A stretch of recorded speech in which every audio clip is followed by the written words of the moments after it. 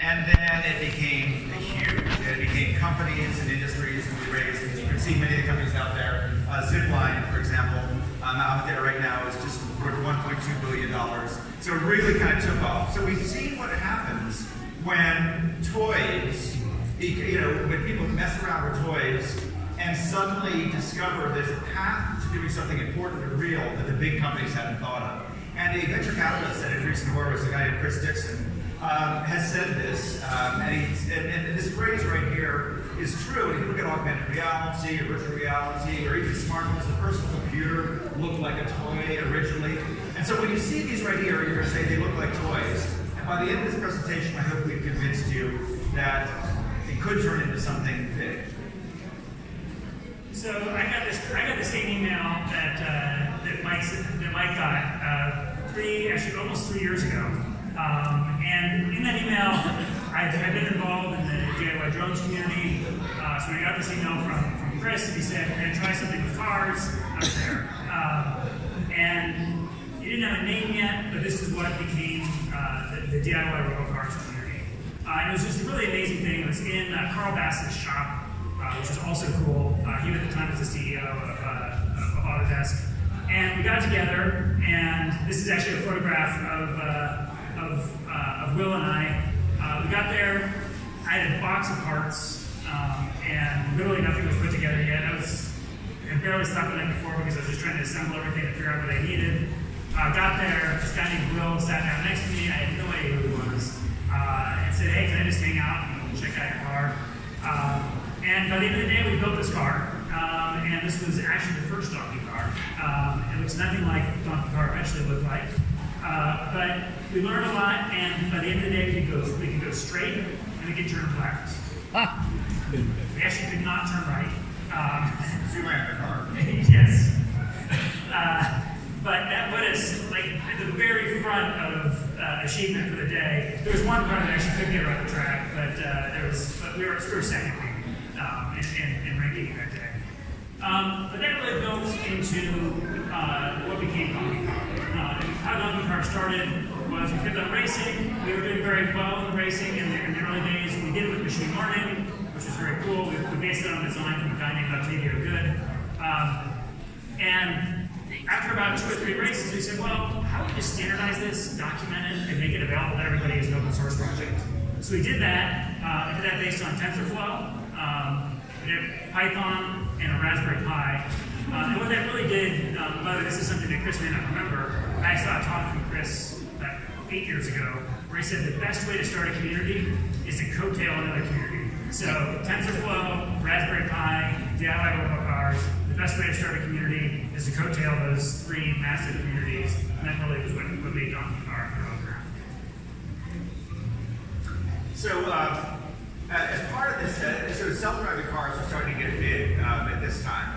And if Google was doing it, Uber, Tesla, etc., we were super interested in it. You could definitely do online courses, but we couldn't do it. We didn't have our own self-driving cars. Nobody could buy one. They weren't safe. And the companies that did have them were being very cautious with them.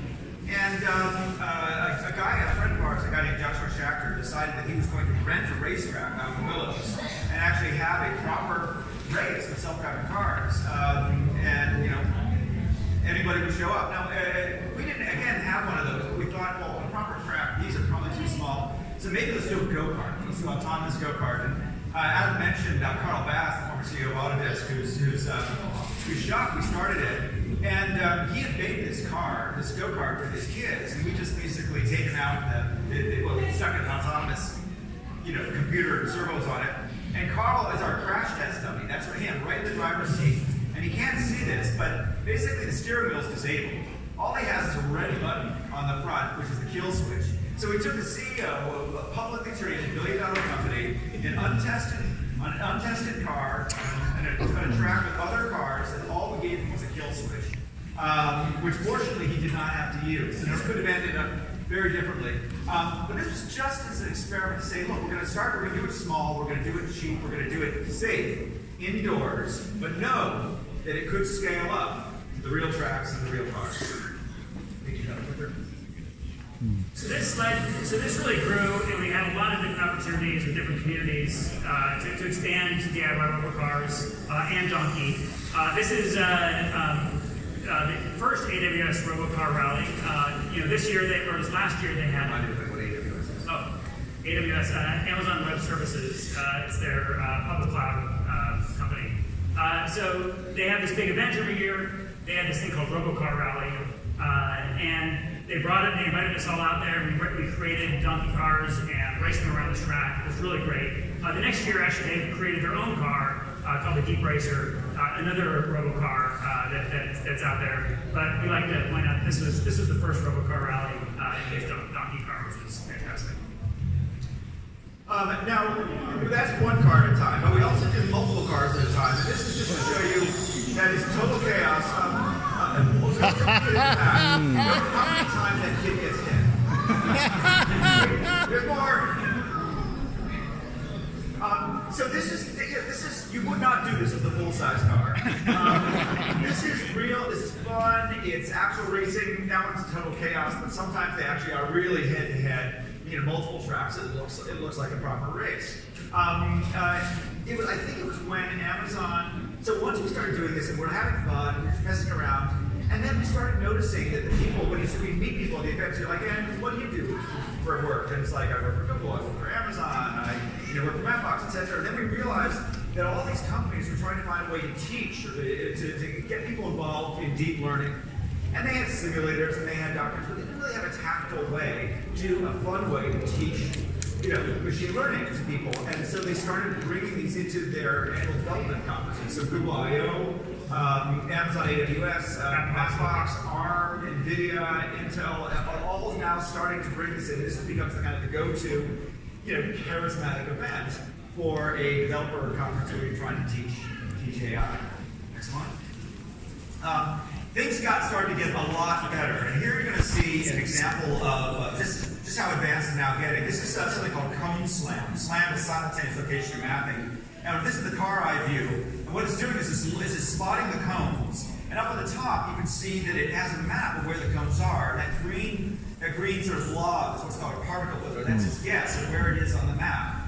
And so this is real-time computer vision, localization, mapping, etc. This is not so different from what you might see in a Google autonomous car, but it's being done for $250. We have this rule, which is that you really should not spend more than $250 on the car, because it's supposed to be cheap and accessible and easy, etc. So you can't throw a supercomputer at it. It's got to be like a Raspberry Pi or the equivalent. But on that simple hardware, just like that, you can do something that very closely approximates what's happening on the full-size cars. And you will notice that in the corners, it did actually drift around those corners. So we do have drifting in DIY robots.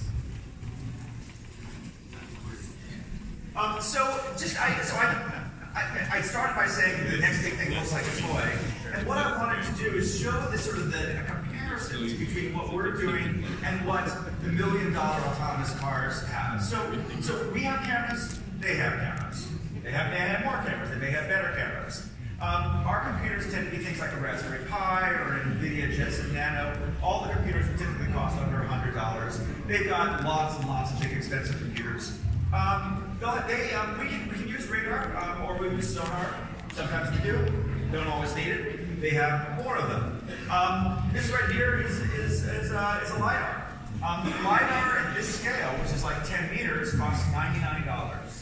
The big guy, it's only 2D, but that's all we need in our kind of track. So we're able to experiment with many of the same tools and everything else. When we go outside, we use GPS, etc. So it's very analogous, and what that means is that the skills you learn doing this translate pretty neatly to, let's say, employment in the full self-driving car industry. I mentioned simulators. Actually, why don't you take this one? Yeah, so one of the ways that you create, actually, we should say one of the ways that Google makes it possible to create such good models and do such a great job of doing this track is they drive billions of miles in these simulators, and that's what makes Google Waymo possible. Is that they're able to do this because it's not possible to drive billions of miles in the real world. So, of course, we had to do the same thing. So we built a simulator on the Donkeycar, and it's used for multiple things. In some cases, people use it for just creating a model and just learning how to get going with Donkeycar. And this is an example of you can just get started with Donkeycar right now, train a model, and then drive it with inside this track. You can also do something called domain transfer learning, where you can actually drive in the simulator and then transfer that to a real car in the real world. That's pretty cool. And then finally, the newest thing that people are going after is something called reinforcement learning. And that's where the car actually trains itself to drive by knowing what its rewards are. So its rewards are getting around the track, staying on the track, doing things like that. So as it feels those rewards, it starts adjusting the way it drives, and it actually will learn to drive. And how does it get started? By doing random things. So it'll randomly turn right, it'll realize it didn't get a reward, it'll try left, oh, it did get a reward. And then it will keep on doing that over and over and over again and turn into a self-driving car. This is just a quick little video of the simulator running at ABC. It's now, unfortunately, no longer existing race. It was probably one of the biggest autonomous races before DIY robocars in NBC. And it was done in Colorado by SparkFun, who's actually here. They have a booth here. Unfortunately, they're not doing it next year. Yeah, so I think you're going to take all these, but we are a community. DIY robocars is a community of people who bring many different kind of approaches to this. Donkeycar is probably the most popular, but there's a range of others. If you go to the NVIDIA booth here at Maker Fair, you'll see their JetBot, which is using their new Jetson Nano, which is a very low-cost $99 compute board. This one here is also using reinforcement learning. The Amazon Deep Racer is using reinforcement learning. This one right here is using a computer vision board from a company called OpenMV. And this is the one we typically use for kids in high school. And in this case, as a matter of fact, we're going to be doing an event later this year with the Girl Scouts in Northern California, where we're going to have hundreds of them all issued one of these. And this is the entire cost of this to make your own will be around $80. Wow. And it's super easy to use. It's really appropriate for middle school and high school. And you can take over. Yeah, I talk about the Donkeycar is sort of, if you want to go into more of the machine learning route, it uses TensorFlow. It's definitely high school plus. You have to learn, you have to know Linux, you have to know a little bit of Python to get it up and going. But it really is on Rails, and you can do it yourself, follow the instruction, and get it going in about 4 to 8 hours. But the way to get started with DIY robocars, if you want to get started, is really with one of these two. This one being more of a vision approach, although it does do an ML now, and it's actually very, very robust. That's open to NV or Donkeycar is the other way to get started. And the beauty of those is that you can get started, they're open source, and then you can build from there very easily. So you can add LiDAR, you can add other capabilities, and get going from there. So it's a very nice approach.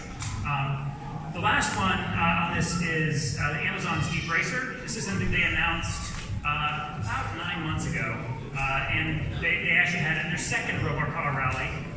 They did not have Donkeycars, they had this instead.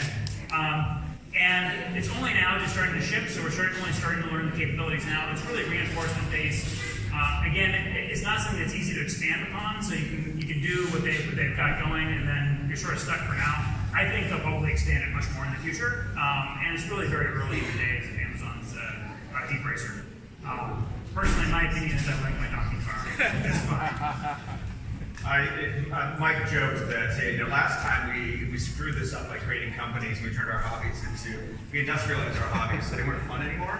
We were trying very hard not to do that this time. Mike's skeptical that they'll be lured in, but the good news is that other people are doing it for us. So if you go around here, there's dozens of booths that have autonomous cars of one sort or another. Many of them are now creating kits that are compatible with the Donkeycar. So that 48 hours of setup time could become 4 hours in a few months' time as these kits become available.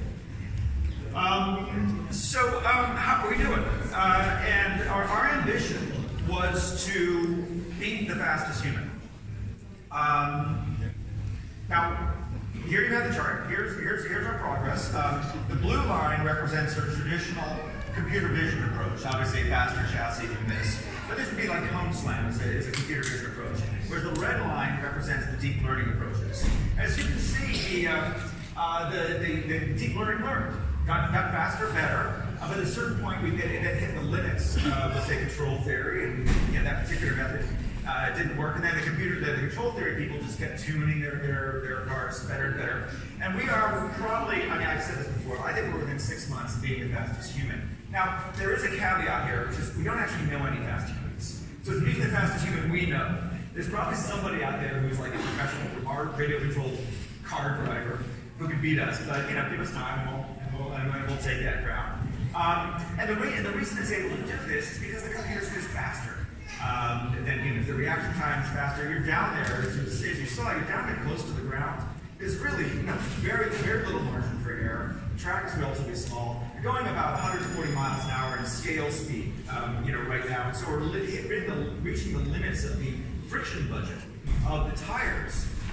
So it's starting to get very drifty, very racy, and now we're having more than one car on the track at the same time, and you have the race tactics and being able to figure out when to pass, race line, and all that kind of stuff. So we started with cars like this, which have are kind of off-road cars and don't really take corners well, and we've now started taking more touring chassis like this and trying to just because we are running into the limits. And for the first 18 months, it didn't matter what you drove out there; it could be anything. But we've gotten to the point now where we really have to choose the RC car, but make sure the weight's in the right place, make sure that the car can really perform, and that's where we're going with these cars. I mean, in the early days we said it's not about the car, this is all about the software. Now it's starting to get actually about the car. And the community is growing. So this is just we have a quarterly meeting in Oakland at Circuit Launch near Oakland Airport. And we have around 70 groups around the world, almost 10,000 members in total. Now, on any given weekend, there is a DIY rental car somewhere in the world. Ours are only quarterly, but we had 400 people in the last one. Free Brazilian barbecue might have something to do with this. It is amazing. It's very kid-friendly, and we'll have 100 competitors, about 300 spectators at a usual event. So it's starting to feel kind of maker-faire-ish. I just want to end with like two slides. One is to say, well, why did we do drones 10 years ago and cars now? And the simple answer is that the breakthrough technology for drones was something like GPS or brushless motors, or the ability to have like MEMS sensors, these little sensors on a chip from an iPhone. So basically, the iPhone's guts were the enabling technology for drones. For cars, which don't have GPS and have to navigate with their eyes, with computer vision and things like that, it was just harder. Machine learning didn't really exist then. And so the reason we're doing this now, the reason this is now working so well, is this set of technologies that are really, some of them only just 2 or 3 years old, some of them just 6 months old. And just to take a picture of it, but these were unobtainium a few years ago. And today we have things like the Intel RealSense sensors, which are just visual odometry. They kind of know where they are, just like you do. We have LiDAR for $99. We have Jetsons for $99. We have TensorFlow. We've got AWS. All these things now have made this doable, and and that means that we can now do something that's relevant to the real world, and we can make it. We can do it without incredible skills. A PhD thesis 5 years ago is a 4-hour project for a high schooler today, and that's amazing. So I just wanted to end on this one before we take questions. Is that the history of automotive innovation has been they always innovate through racing. Formula One, Grand Prix, Indy 500. This is how the car companies, the Audis and the BMWs. This is how they innovate in racing, except for in self-driving cars. Self-driving cars are too expensive. They're too the PR hit and get in a crash. They're too dangerous, etc. And as a result, self-driving cars are by and large driving like little old ladies because safety comes first. And as a result, the notion of innovation through racing is not being played out. Now, we're doing it at small scale, but it's possible that we could find some approach to self-driving cars, to racing, that the Waymos have not thought of. It could be that nimbleness and aggressiveness is actually safer than being slow and cautious. There are big car companies right now that are doing self-driving racing cars. The problem is that because they come from the big car company mentality, these things cost $1 million. I don't think they've ever raced head-to-head. Actually, mostly right now is they actually put a person in it to drive it because they're scared of crashing it. We are not scared of crashing. And you've got to crash to go fast. You've got to crash to innovate. And I'm hoping that we, the hackers at subscale, can illuminate a path forward for self-driving cars that the big companies may have missed. And if you come to one of our events, the next one being, here's how to get in touch. The next race is June 29th in Oakland. If you come to one of these, you may see the first car that goes, in fact, faster than a human. So with that, I think we'll stop and take questions. Yep. Thank you.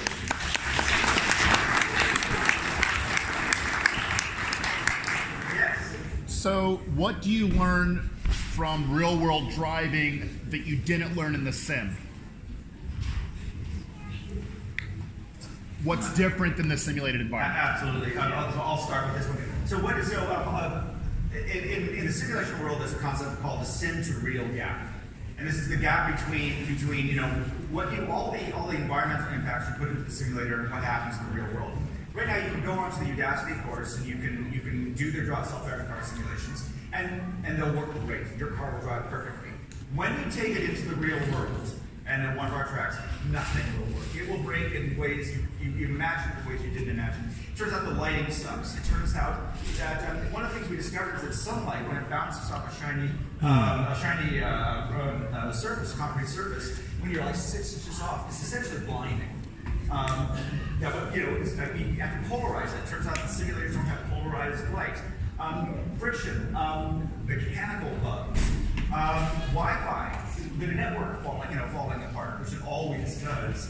Basically, the real world. People also move around. This is actually one of the biggest things: is that you train your car around the track. There's no people around. Right. There's just a few people around, and then the track really gets ready for racing. Everybody gets right next to the track, and nothing that you set up works properly. And it turned out that the machine learning hadn't learned the track; it learned the room. And when the room changed, it didn't know what it was doing anymore. So this is the beauty of doing the real world. As a matter of fact, lots of people who just crush it on the Udacity simulator come in, they can't even get around the track. And so what we're essentially doing is focusing on the sim to real gap and understanding not only what kind of training you learned from the real world, but also how to improve our simulators to incorporate some of those lessons. Any other question? Yes, sir. Do you incorporate ROS into your development? The question was, do we incorporate ROS in our development? Some do. We don't. I'm personally it's not a lot of trying. I find ROS intimidating and just way too much overhead, way too much complexity. It doesn't really fit well with our DIY motif. I kind of won't use ROS for exactly that reason, because it's very good for PhDs, it's very good for academics, it's just not good for our community. And so we tend to use much more simpler, either simpler control theory, structure, some of our TensorFlow on top of that. We are experimenting a little bit with NVIDIA's robotics framework called Isaac, which is what this is using. And Isaac is a much more friendly approach. I think Isaac is going to kill ROS. I for one would like to see that happen. I too. Yes, sir.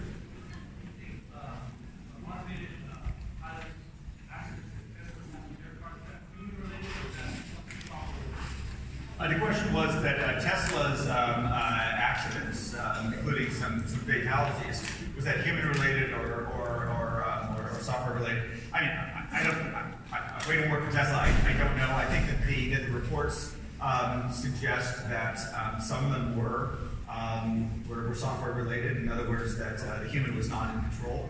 I would like to say that we crash a lot, right? So we are by no means better than Tesla in that respect. However, the real world is basically full of edge cases. It's full of, so you have like the Highway 101 in daytime, everything works on that. The real world with that weird lighting and rain and snow and and strange intersections, there is an infinite number of edge cases out there. And you can't anticipate them all. And that's what's usually happening, is it's the edge cases that are killing people. Not necessarily in Tesla's case, but in general, out there, the edge cases are going to be the ones that kill people. And if we're doing one thing, we're basically putting more cars out there to find more edge cases and improve the simulator so they too can find more edge cases, so that collectively they'll be better.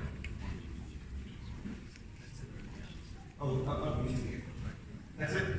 I'm sorry, Adam and I, so apparently we've run out of time. Adam and I will be over here for a few minutes, so come check out the cars, come talk to us, and thanks again.